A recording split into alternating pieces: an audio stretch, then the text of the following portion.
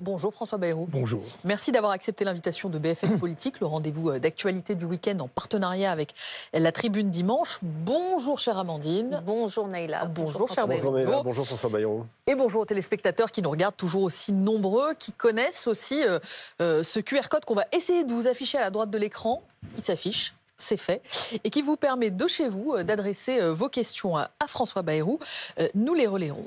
François Bayrou, c'est une semaine cruciale à venir pour les Français, avec deux textes importants dans le cadre du débat budgétaire. Celui sur le volet recettes de la loi de finances, en gros les impôts, avec des discussions qui se sont achevées hier et qui vont reprendre dans quelques jours. Et puis la loi de financement de la sécurité sociale. En gros, c'est notre modèle social. Comment est-ce qu'on est soigné? Comment est-ce que les retraités, notamment, touchent leur pension et de combien? On va essayer d'aborder les sujets un par un, tant les sujets sont complexes. D'abord, Emmanuel Macron, qui s'est agacé vendredi des hausses d'impôts à venir, notamment pour les entreprises. Est-ce que vous dites comme lui, que quand vous regardez aujourd'hui la copie telle qu'elle se dessine à l'Assemblée nationale, c'est une copie qui est inacceptable? Alors, la copie de l'Assemblée nationale, je ne sais pas ce qu'elle sera.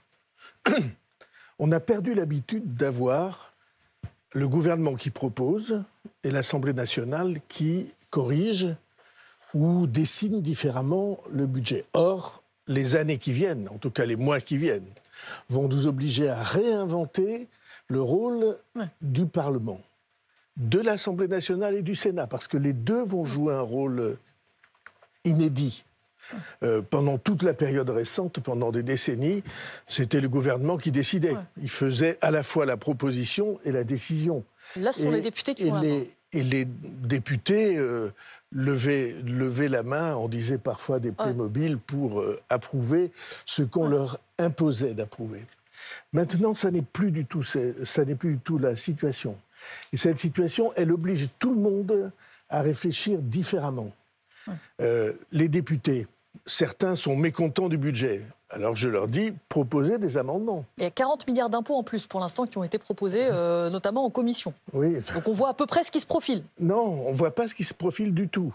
Ah bon? Parce que ce qui se passe en commission, hélas, est complètement déconnecté de ce que sera la réalité finale. Puisque le gouvernement, ayant entre les mains l'arme très puissante et je crois très justifiée du 49.3, on a dit beaucoup de mal du 49.3, on va s'apercevoir dans les mois qui viennent que le 49.3, c'est vital en Ve République, quand on n'a pas de majorité. Donc on va s'apercevoir que les propositions de l'Assemblée nationale, elles ne seront retenues que pour une part que le gouvernement jugera en cohérence avec sa politique. Mais donc ce n'est pas grave, François Bayrou. Donc ce n'est pas grave là, de laisser se faire les débats comme ça? Une phrase. D'avoir des impôts en plus, ça n'inquiète pas les Français? Vous leur dites non, attendez, c'est pas du tout ce qui va se passer à la fin? Je vous dis que ce n'est pas ce qui va se passer à la fin. Mais on a perdu cette habitude de connaître, même intuitivement, même imparfaitement, la procédure qui va faire que le dialogue entre le gouvernement et l'Assemblée nationale se tranche quand le gouvernement a décidé. Et c'est normal, parce que vous ne pouvez pas avoir... Vous avez cité des exemples qui sont un peu choquants.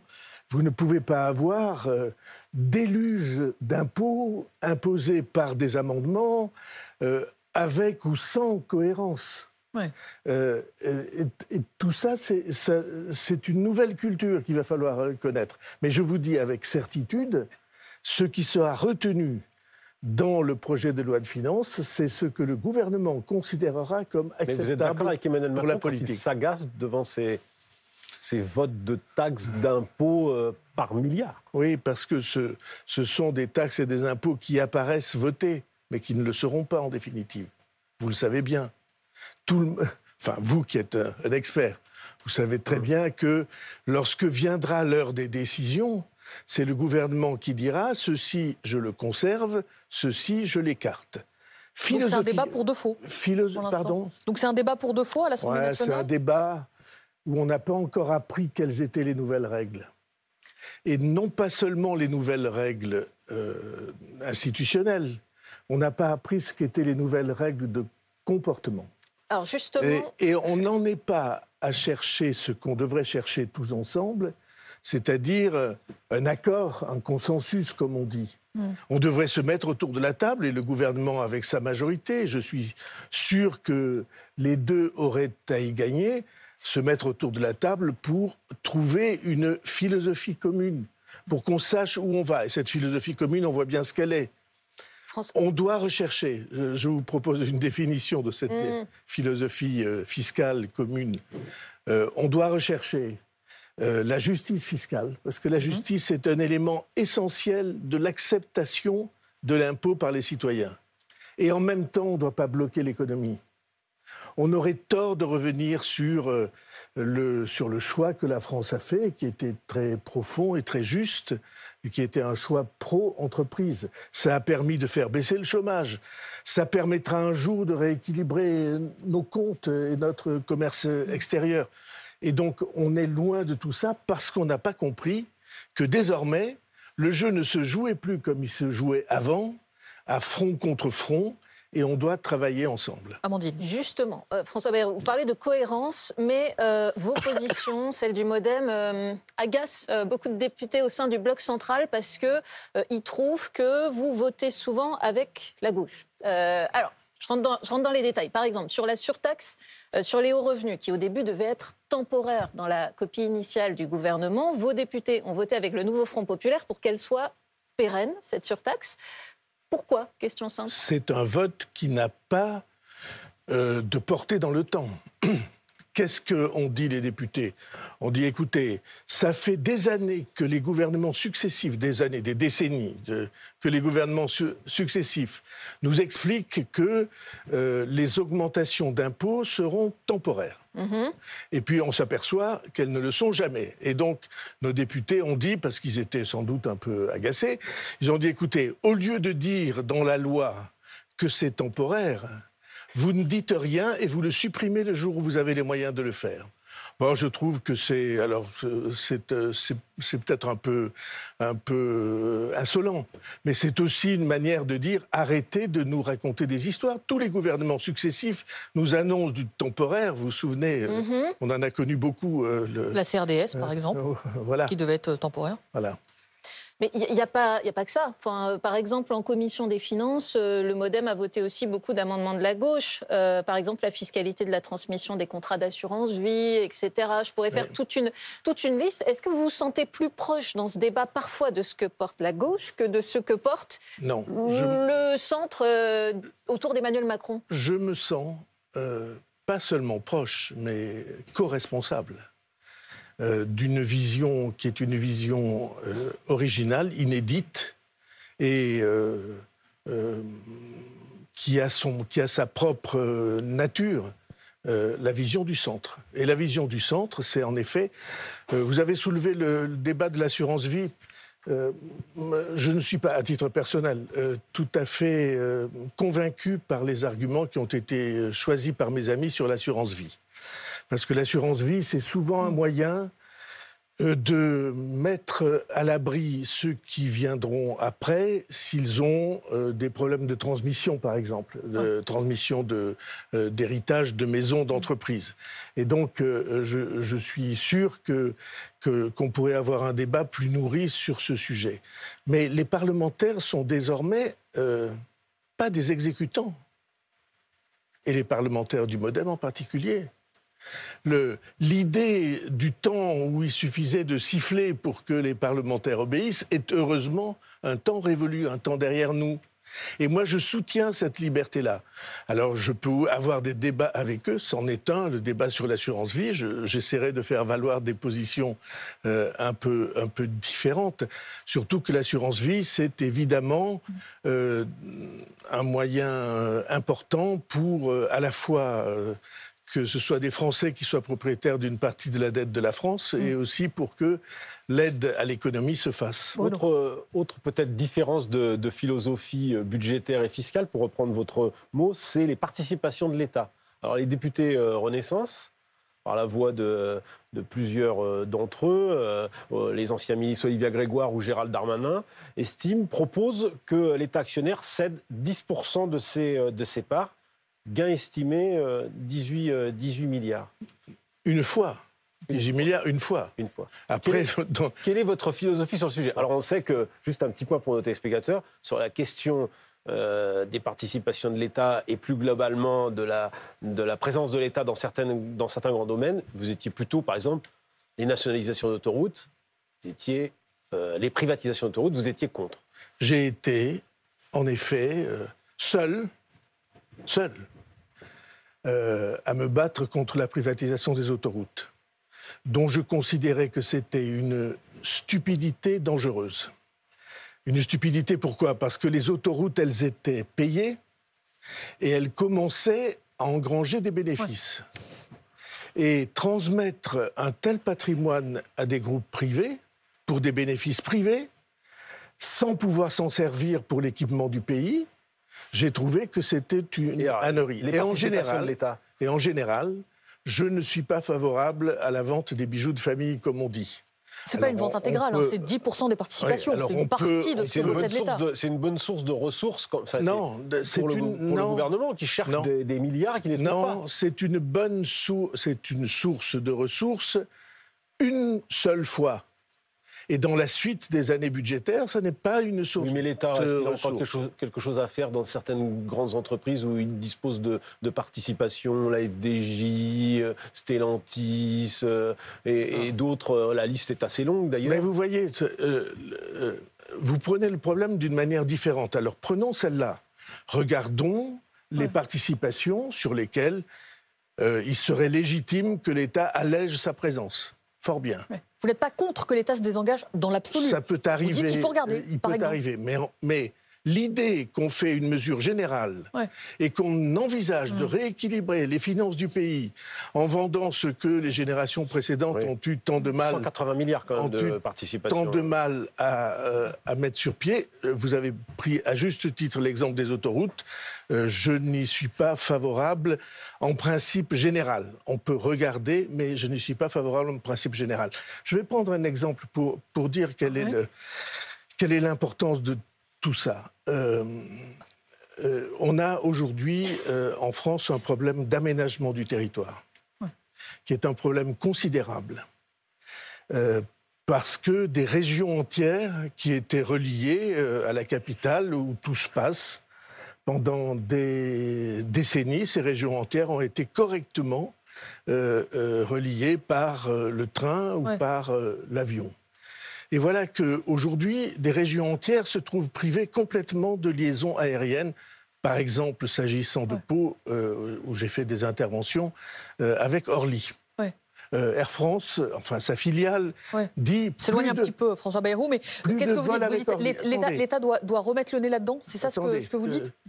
Lorsque vous avez une entreprise comme Air France, qui a reçu au moment du Covid des sommes considérables en prêts garantis par l'État et des sommes considérables en montée au capital, est-ce qu'une telle entreprise peut dire... je n'ai aucune responsabilité d'aménagement du territoire. Mais vous dites, au-delà du profit, il y a le respect du désenclavement de certaines régions et de la mission de service public.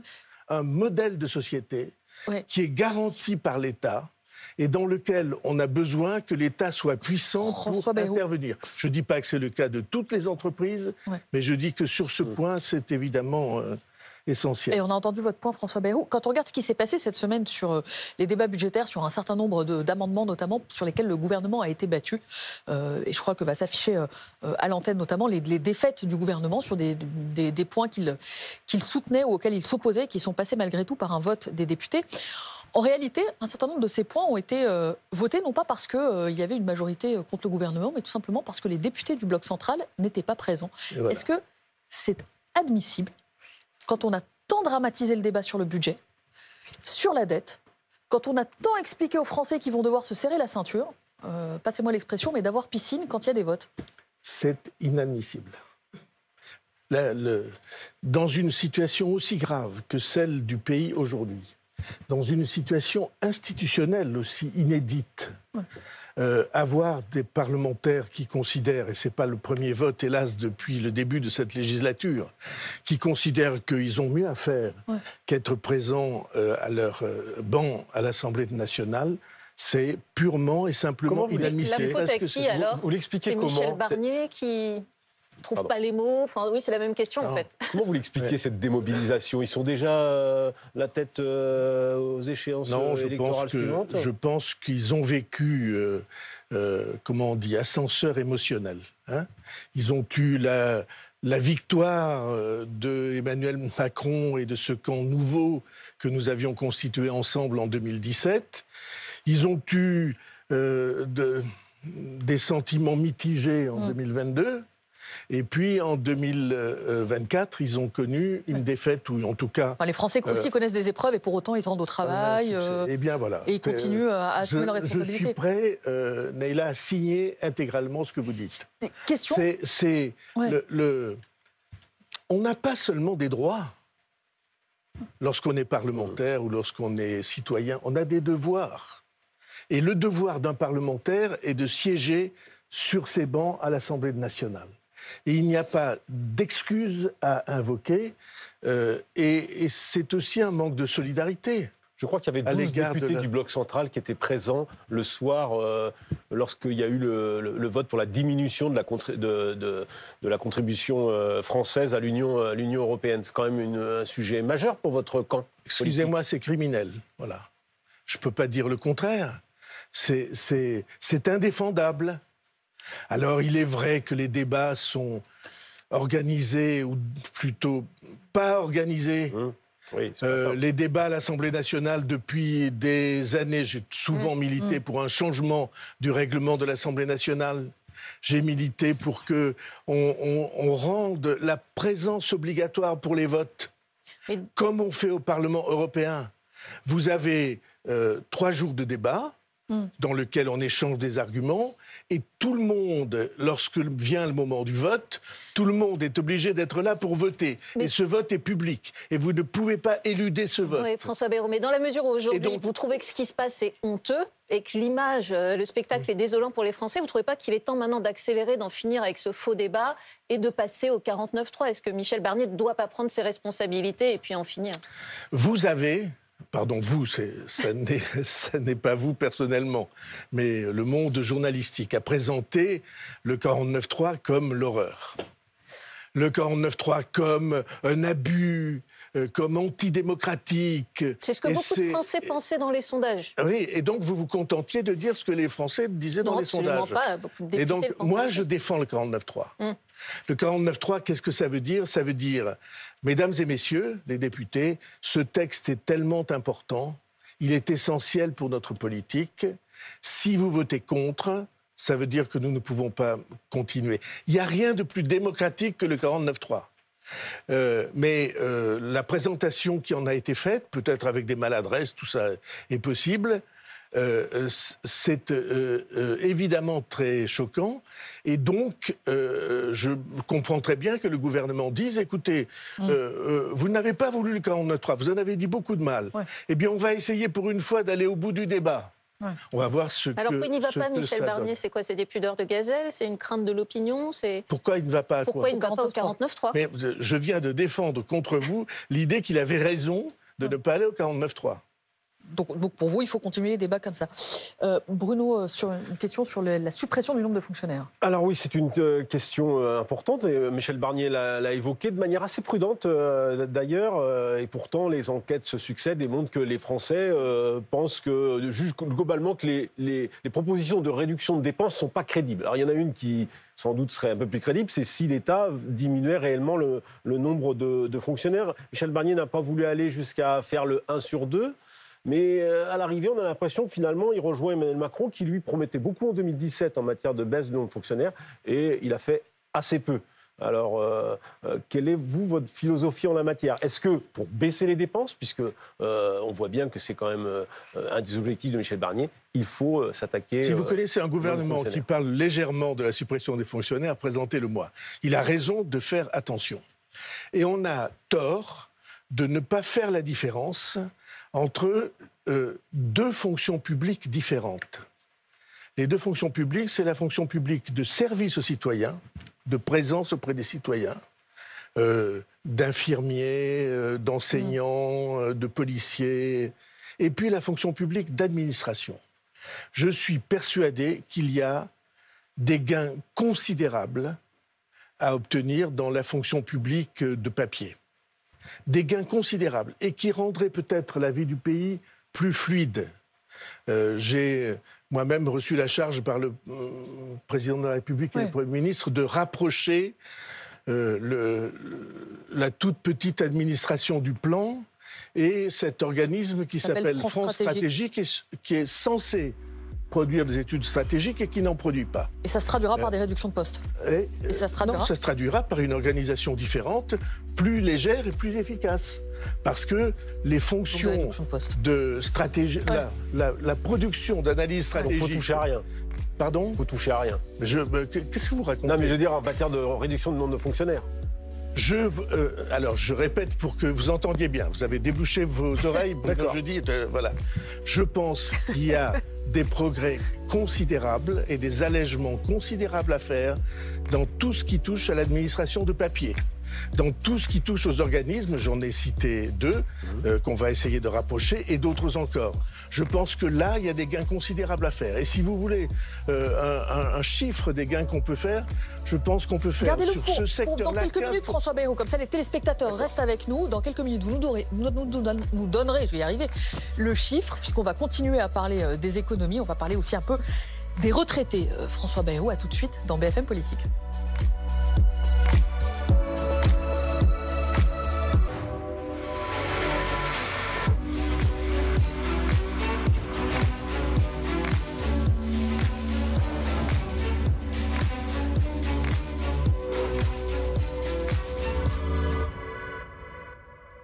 BFM Politique, toujours avec François Bayrou, invité de l'émission en partenariat avec la Tribune Dimanche. Il y a quelques instants, vous me disiez qu'il y a des économies à faire du côté de ce que vous avez appelé l'administration de papier.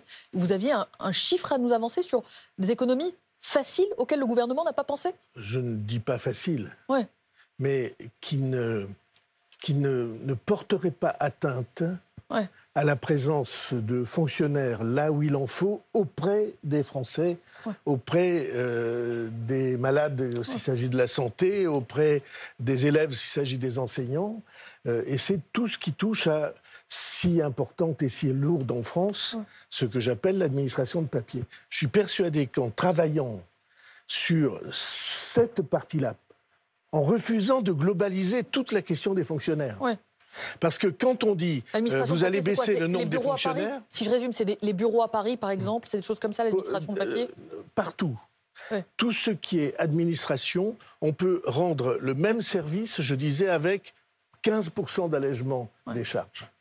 Je suis persuadé que ce coefficient d'élasticité-là, il est possible à atteindre. Et évidemment, ce n'est pas la même chose que les infirmières au chevet des malades ou que les enseignants dans leur classe. François Bayrou, proposition de recette qui a été faite par Rachida Dati et qui a suscité des questions, notamment téléspectateurs, type de Sancerre, qui vous demande par exemple si vous êtes favorable à la proposition de la ministre de la Culture de rendre payante l'entrée de Notre-Dame. Ça permettrait, dit-elle, d'entretenir le patrimoine partout en France. Non, je ne suis pas favorable à cette idée. J'aime beaucoup Rachida Dati, donc je fais tout à fait attention à ce que je dis. Je pense que c'est une mauvaise idée, pour 2 raisons. Est-ce qu'on se souvient... 3 raisons. Est-ce qu'on se souvient que le financement des travaux de Notre-Dame a été assuré par un appel aux dons sur toute la planète. Et on a recueilli 850 millions d'euros, 848 millions exactement selon les chiffres que j'ai vérifiés, de dons venus de toute la planète. Et à mon sens, il ne serait pas très reconnaissant d'oublier cette participation. Deuxièmement, on dit ça va sauver les églises de France. C'est pas à l'échelle. Le chiffre évoqué par le gouvernement, auquel je ne crois pas tout à fait, mais le chiffre c'est 75 millions. Vous voyez le nombre des églises à la charge des municipalités en France. Aujourd'hui, on les finance avec un loto, François Bayrou, un loto du patrimoine. Oui, c'est ça, si vous voulez. Eh bien, je ne suis pas d'accord. Pourquoi ? 3e raison, et c'est la plus importante, parce que Notre-Dame, ça appartient au patrimoine de l'humanité. Et Notre-Dame, ça dit quelque chose de ce que nous sommes, nous, société française. C'est-à-dire un pays, une nation, dans laquelle il y a des choses qui ne sont pas monnayables. Dans laquelle il y a des choses qui sont au-dessus des questions d'argent, des questions monétaires. Ce sont des choses qui appartiennent au domaine philosophique, spirituel. Et c'est l'honneur de la France de dire ça, on ne le fait pas payer. D'accord. Alors, je veux bien entendre vos arguments, mais il y a quand même des choses qui me gênent, François Bayrou. On a l'impression d'abord que c'est le diocèse de Paris qui s'oppose directement à la ministre de la Culture. Et vous, le Girondin, le décentralisateur, donc vous pensez que Notre-Dame de Paris, qui va recevoir 10 à 15 millions de touristes, dit-on, l'année prochaine, c'est-à-dire autant que le Louvre, et qui pourrait là peut-être récupérer une manne financière peut-être pas suffisante, mais enfin 75 millions, c'est pas négligeable, et qui permettrait d'aider les diocèses de province, qui souvent ont beaucoup de mal à entretenir leur patrimoine, et les communes sont petites. Il y a à peu près 3000 églises en France qui sont Bruno, en quasi-ruine. Sur toute la ligne. Mais peut-être, mais pourquoi? Non, mais je vais vous expliquer. Mais juste pourquoi le diocèse de Paris ne participerait pas, en quelque sorte, à l'aide des diocèses de Excusez-moi, Notre-Dame, c'est pas le diocèse de Paris. Notre-Dame, c'est le patrimoine le plus profond, à mes yeux, de la France, de l'Europe et de l'humanité. Et l'émotion quand Notre-Dame a brûlé, elle était aussi importante à New York qu'à Santiago du Chili. La cathédrale de Barcelone aussi, c'est un patrimoine très important. Saint-Paul, c'est très important. Considérons que nous sommes en désaccord, mais je prétends que vous vous trompez parce qu'il n'est pas vrai que les églises appartiennent au diocèse. Amandine. Les églises, elles appartiennent, pour toutes celles qui ont été construites avant la loi de séparation, elles appartiennent aux communes. Et elles sont en bon état, pour l'essentiel. Pour tous ceux qui nous regardent, François Bayrou, elles appartiennent à la puissance publique. Et qui voyagent en Europe, ils sont allés à l'étranger, par exemple, à la Sagrada Familia à Barcelone. C'est 26 € pour y entrer. L'abbaye de Westminster, c'est 30 €. Le Dôme de Milan en Italie, c'est 10 €. Pourquoi est-ce que nous serions un îlot supposément au-dessus de tous les autres, avec un honneur et des valeurs propres à la France? Pourquoi on ne pourrait pas faire comme les autres? Vous voyez, 5 €. Votre phrase est très, très éclairante. Dites-moi pourquoi. Parce que vous dites pourquoi est-ce qu'on défendrait des valeurs qui sont propres à la France? Non, je dis pourquoi est-ce que nous serions un îlot France. différent des autres? Excusez-moi. Et donc on ne peut pas faire payer 5 €. Parce que nous sommes la France. Et parce que je considère que dans notre histoire nationale, dans notre ADN national, dans les siècles qui ont vu les constructeurs de Notre-Dame et les rénovateurs de Notre-Dame, parce qu'il n'y a pas que cette année qu'on a rénové Notre-Dame, eh bien, il y a quelque chose qui considère que là, il y a du précieux. Et que ce précieux-là, on ne le met pas dans des financements... Mais les fidèles ne paieront pas, François Bayrou, il faut quand même le dire à nos téléspectateurs. C'est les touristes qui paieront, et ils vont très nombreux, de plus en plus nombreux. Donc... Mais je vois bien que vous avez décidé de soutenir Rachida Dati, vous avez le droit. Non, pas Rachida Dati, vous avez le droit, mais moi j'exprime un point de vue, excusez-moi, qui est assez en cohérence. De la question, François Bayrou, qui est assez en cohérence avec l'idée qu'un très grand nombre, Victor Hugo d'abord, un très grand nombre d'écrivains et de philosophes ont soutenu sur l'idée qu'il y avait du patrimoine immatériel dans Notre-Dame. Et je n'ai pas envie qu'on en fasse un lieu où on paye pour entrer. C'est dit, François Bayrou. Un mot sur les retraites. Techniquement, le débat s'ouvre demain à l'Assemblée nationale avec la loi de financement de la sécurité sociale. Le gouvernement souhaitait repousser de 6 mois la revalorisation des pensions au 1er juillet au lieu du 1er janvier, ce qui fait que techniquement, un certain nombre de retraités y perdent de l'argent. Il semble se dessiner une proposition, c'est de donner un coup de pouce au 1er juillet pour que les toutes petites retraites, précisément, ne perdent pas trop d'argent. C'est-à-dire qu'on va augmenter au-delà de ce qui était prévu au 1er juillet. Pour vous, c'est combien une petite retraite? Où est-ce que doit se situer le débat? C'est le point de vue que nous avons défendu. C'est que on s'organise pour que les petites retraites ne soient pas atteintes par cet effort limité. Mais pour vous, c'est un effort limité. Ça se place à quel niveau? vous voyez bien, les retraites au niveau du SMIC et un peu au-dessus du SMIC. Donc 1004 en l'espèce, 1004, 1006. Voilà de possibles seuils. Amandine. Par ailleurs, il va y avoir cette semaine un sujet qui va beaucoup faire parler, c'est la niche parlementaire, notamment du Rassemblement national, qui va l'utiliser pour vouloir abroger la réforme des retraites. Sachant que la gauche veut aussi abroger la réforme des retraites, comment est-ce qu'on va expliquer aux Français que néanmoins, alors qu'une majorité de députés voudrait l'abroger, cette réforme s'applique ? Ben vous voyez, c'est exactement ce que nous disions avant. Vous avez des postures politiques. Des députés qui défendent des positions de principe en étant absolument certains que ces positions de principe, elles ne seront pas adoptées. C'est comme ça que ça marche. C'est pour faire semblant. Mais si dans notre pays on décidait de supprimer cette réforme des retraites-là, alors on donnerait un signe désastreux. La réforme des retraites, j'ai montré avec le commissariat au plan, pendant le débat, qui hélas n'a pas été, rapport qui hélas n'a pas été repris, j'ai montré pendant le débat ce qu'était la réalité du financement du système de retraite. Et c'est pas du tout ce qu'on a dit. Vous vous souvenez que le Conseil d'orientation des retraites, le corps, disait qu'on était excédentaire. Vous disiez qu'il y avait notamment de l'argent caché, en quelque sorte, que le régime était déficitaire parce que l'État abondait et qu'en fait, il venait compenser. Et j'ai prouvé, en effet, ce que vous dites, c'est-à-dire que le financement des retraites, il ne s'équilibrait que parce que l'État, avec l'argent du contribuable, donnait entre 30 et 40 milliards chaque année. 30, 40 milliards, 30 000 ou 40 000 millions d'euros chaque année. Et cet argent-là, nous ne l'avons pas. Alors qu'est-ce qu'on fait? On l'emprunte tous les ans.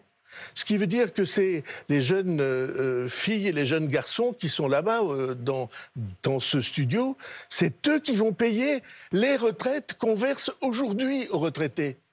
On emprunte sur leur tête. Et je trouve ça scandaleux, insupportable, immoral. Personne ne le dit, parce que tout le monde préfère que ce sujet ne soit pas abordé. Eh bien, moi, je considère qu'il faut le dire. Et donc, je suis contre tout ce qui tendrait à faire croire qu'il suffirait d'un vote pour que la réforme des retraites ne soit plus indispensable. Elle est indispensable à leur égard. Vous avez été clair sur ce sujet, François Bayrou. Un autre thème de la semaine qui vient, parce qu'Emmanuel Macron fait une visite d'État au Maroc, c'est le sujet de l'immigration et la façon dont le gouvernement va essayer de mieux faire appliquer les obligations de quitter le territoire français. Bruno Retailleau, qui est du voyage au Maroc, promet de faire beaucoup mieux que son prédécesseur. Est-ce que vous le croyez? Est-ce que vous pensez qu'il peut être plus efficace que ne l'a été Gérald Darmanin, qui avait déjà essayé beaucoup de choses?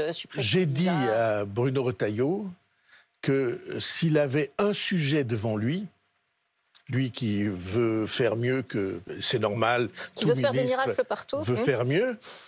Je lui ai dit qu'il avait un sujet devant lui, c'était la question des OQTF, des obligations de quitter le territoire français, prononcées alors que les pays d'origine ne veulent pas accepter, et notamment le Maroc, accepter le retour de leurs ressortissants. Ça, c'est une vraie question. C'est une question essentielle.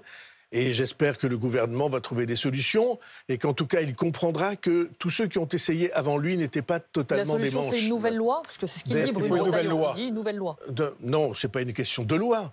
Les OQTF, on en exécute officiellement. On en fait exécuter officiellement 7%. À peu près, ouais. Officiellement. Parce que là-dedans, on met des OQTF plus faciles à Mayotte ou en Guyane. Mais globalement, Michel Barnier, beaucoup disons sur 5%. Le sujet. Bien sûr. Oui, je ne sais pas si c'est exprimé. Est-ce qu'il faut un projet de loi, je m'exprime, moi, si vous voulez bien. Donc, je pense que cette question des OQTF, elle est la question même de la crédibilité. Lorsque vous demandez à quelqu'un qui s'est mal comporté de quitter le territoire français, c'est la question même de la crédibilité de notre politique. Mais s'agissant de l'immigration, moi, je ne suis pas de ceux qui pensent que toute immigration est mauvaise. L'immigration peut être une chance. L'immigration est, dans notre société, dans le pays que nous formons ensemble, est et a été une source d'hommes et de femmes, de garçons et de filles qui se sont engagés pour partager avec nous la vie, les charges, les responsabilités et le travail. Je dis souvent, quand vous vous promenez dans une ville, vous voyez des échafaudages, regardez qui est sur les échafaudages. Sur les échafaudages, ce sont 80% des travailleurs d'origine étrangère. Regardez qui est dans les cuisines des restaurants. Et vous verrez qu'il y a beaucoup d'hommes et de femmes qui sont dans les cuisines des restaurants. Regardez qui fait le ménage à 5 heures du matin dans les somptueux bureaux que ceux qui s'expriment sur ce sujet utilisent. Et il y a des femmes et des hommes qui partagent notre vie et qui ont une vie qui n'est pas facile. Et il faut simplement, à mon sens, 3 obligations. La première, qu'on considère que le travail est une source d'intégration. Toutes les sociétés qui ont intégré, elles l'ont fait par le travail. Deuxièmement, il faut apprendre la langue. Et troisièmement, il faut que tout le monde, y compris ces femmes et ces hommes, tous acceptent de considérer que la France, c'est pas comme les autres. La France, c'est un pays qui a des valeurs, et notamment une de ces valeurs, c'est le fait que chez nous, la religion et la loi sont différenciées. La loi de 1905. François Bayrou, j'aimerais vous soumettre la question de Sédou qui nous regarde.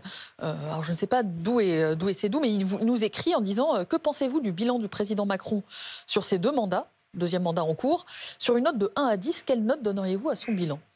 Je ne note pas, il y a longtemps que je ne note plus, mais je pense... Alors c'est normal, dans un cycle de président de la République, il y a des moments où on est impopulaire. Je les ai tous connus, tous les derniers, tous impopulaires à un moment ou à un autre. Au bout de 7 ans, il y a quelque chose de normal. Mais là, c'est au-delà de l'impopularité, c'est qu'une partie de son camp dit il faut ouvrir l'après-Macron, ça y est, c'est fini. Est-ce qu'ils sont précisément, tous ces je amis n'appartiens pas à ce genre d'attitude-là. Je trouve que tous ceux qui se sont roulés aux pieds du président de la République en montrant comme il était beau et intelligent et formidable et qui voulait des caresses pour... tout cela qui, quelques années après, disent c'est insupportable, il faut oublier cette période, c'est exactement le contraire de ce que j'aime en politique et dans la vie. Oui, vous pensez à Gabriel Attal, Édouard Philippe vous prononcez des noms, moi pas, vous voyez. Moi, je suis prudent, vous êtes imprudent. Moi, je tente. Mais j'ai fait, comme je pensais que vous me poseriez la question, je ne savais pas que c'est d'où que la poserait, je me suis fait une petite liste. L'effort incroyable qui a été fait pour remettre notre défense à niveau. Ensuite, la relance et la promotion du nucléaire en France. On parle là chaque fois de milliards et centaines de milliards. La fin du numerus clausus en médecine. La promotion de l'apprentissage qui a sorti des dizaines de milliers ou centaines de milliers de jeunes du travail. Le Ségur de la santé qui a réévalué les salaires des infirmières et des médecins dans notre système de santé. Vous n'êtes pas nombreux à avoir fait cette liste, François Bayrou, si j'ose dire. Le président a appelé les siens cette semaine à défendre le bilan. Justement, je suis indépendant profondément par ma nature. L'impôt à la source. Vous vous souvenez que j'ai proposé ça il y a des années. On me disait c'est impossible, l'impôt à la source. La prime d'activité. Tout ce qui est France Service, qui a changé la vie dans un très grand nombre de petites villes de province, tout ce qui est Action Cœur de Ville, tout ce qui est le maintien des financements des collectivités locales, tout ce qui est la poursuite de la rénovation urbaine. Je pourrais prolonger cette liste. Mais dans quelques années, peut-être dans quelques mois, les Français se rendront compte de 2 choses. D'une part, que c'était sous la responsabilité du président de la République qu'on a fait des choses, Notre-Dame par exemple, la restauration de Notre-Dame, qu'on a fait des choses qui sont sans exemple et qui étaient sans exemple dans les périodes Il y a un précédentes. bon bilan, quoi. Il y a un bon bilan. Je ne dis pas qu'il a un bon bilan, c'est pas facile d'avoir un bon bilan, parce que c'est tellement simple de tirer sur le pianiste. Mais est-ce que ça lui survivra, le macronisme? Je ne sais pas, je ne suis pas macroniste. J'ai souvent dit ça au président de la République. Je suis un allié, un compagnon de combat, mais je ne définis pas le courant politique qui est le mien par rapport à un homme. Est-ce que sa grande idée politique, le dépassement, va lui survivre? Est-ce Oui, que vous la défendriez? elle est vitale.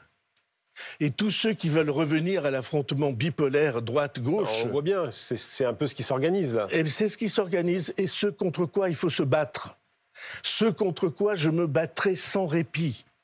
Parce que l'idée qu'on va refaire de la France deux camps retranchés, comme les États-Unis, l'un opposé à l'autre jusqu'à la détestation, cette idée-là est néfaste pour le pays. Ce qu'il faut en France, et je défendrai cela, et au fond, cette période où Emmanuel Macron a renversé les anciennes forteresses... Il y a une question précisément d'un autre François, je précise que ce n'est pas vous, vous n'avez pas votre téléphone en main, de quelqu'un qui, devant sa télé, en vous écoutant, François vous demande, est-ce que par conséquent, vous allez vous présenter à l'élection présidentielle de 2027 ? Eh bien, écoutez, vous avez un homonyme qui, du moins, le souhaite ou en tout cas s'interroge. 2027, c'est 2027 et il y a un peu de temps avant. Et je trouve que, j'ai déjà utilisé cette expression, les fautes de temps en politique sont plus graves qu'elles ne sont en grammaire.